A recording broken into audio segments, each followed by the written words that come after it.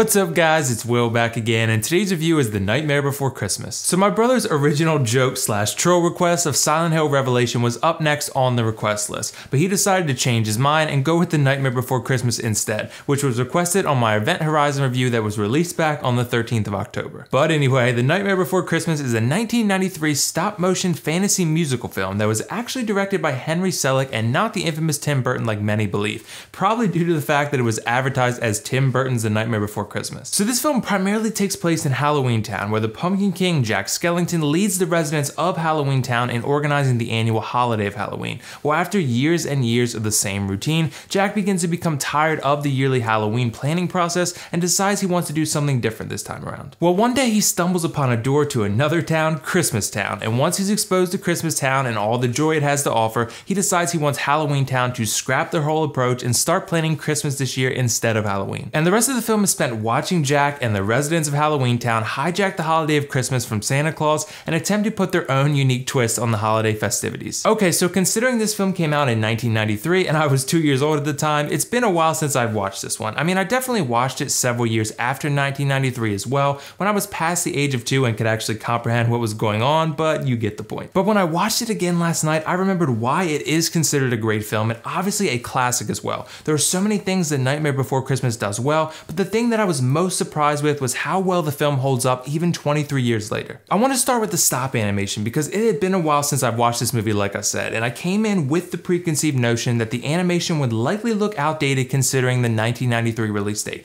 Well, boy was I wrong, because I think it's just insane how lively the characters and Halloween Town itself looks and just how well this film has held up over time. I mean, to me, this is just as good, if not better, than the animation we've been getting over the last several years from a number of powerhouse studios. I think the creativity is just off the charts as well, because I don't think I've seen such creative, peculiar, and well-designed characters in any other animated film before. In the 23 years since this film hit theaters, I've seen very few animated films that were able to give you such a strong sense of identity and environments that make you feel like you're right there watching this story take place firsthand. And what's even more impressive is that the filmmakers were able to take a story that only has a 76-minute runtime and deliver it to you in a way that's exciting, creative, and beautiful to look at throughout. There was not a dull stretch of time in this entire movie, and I was also honestly amazed at how the filmmakers were able to pull off the development of two main characters so flawlessly. So the first main character in this film is obviously Jack Skellington, played by Chris Sarandon and sung by Danny Elfman. And Jack gets the most screen time and primarily pushes the plot forward through his adventures in Halloween Town and elsewhere.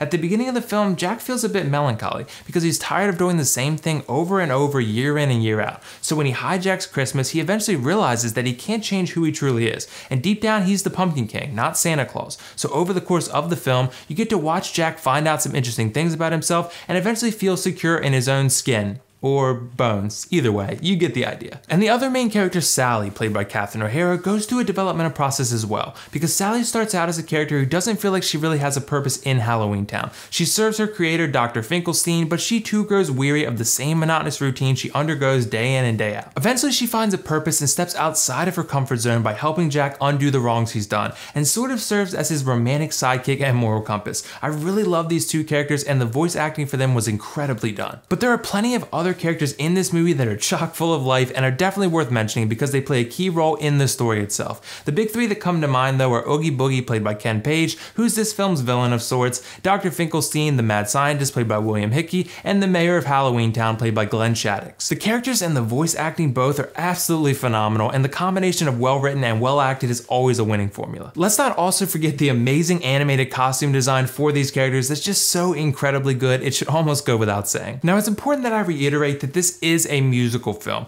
There are several points where the characters will break out in song in order to describe their emotions or simply to make sense of what's happening at that specific time. And typically, I'm not a big fan of musicals. I never have been, but the music was so well written and implemented in this film that I couldn't help but be impressed. Even if you're not a big fan of a certain genre, sometimes you simply have to acknowledge greatness when you see it. And Danny Elfman did an amazing job composing the music for The Nightmare Before Christmas. He knocked it out of the park. Whatever the environment or overall situation is for that specific scene, Danny Elfman was able to capture the feel through the music and have it parallel the visual on-screen action, which is a very impressive and difficult feat to pull off. I also want to mention that this film does have a decent amount of comedy present as well that really worked for me. I think the jokes are very cleverly written and I chuckled very frequently throughout. There's one line in particular in the very beginning of the film where a local Halloween Town musician says to Jack Skellington, "Nice work, Bone Daddy." I mean, Come on, that's just too clever to not laugh at. But look, to sum this review up, this film is a cult classic and rightfully so. I mean, you can go to any Halloween shop over the next couple weeks and I can pretty much guarantee you'll find a Jack Skellington costume there. My brother and I were actually Jack Skellington and Oogie Boogie a couple years back and we got some awesome feedback on those costumes. My mom actually made the costumes in one day and I think it turned out pretty well, all things considered. But overall, I love The Nightmare Before Christmas. I think it has a very creative, exciting, and well-told story, amazing animation, great music and overall humor, and stellar voice acting performances. And obviously there was nothing I don't like about this film. I'm gonna give The Nightmare Before Christmas a 10 out of 10 and recommend that you definitely watch this one wherever you can ASAP, especially considering Halloween is right around the corner. So have you guys seen The Nightmare Before Christmas yet? What did you think of it? Let me know your thoughts in the comments below. And if not, let me know whether you'd be interested in watching this film or not. And as always, if you like this video, click that like button and don't forget to subscribe to my channel for much more content like this. That's all for now though. This is WillFoxification signing off. See you in the next review.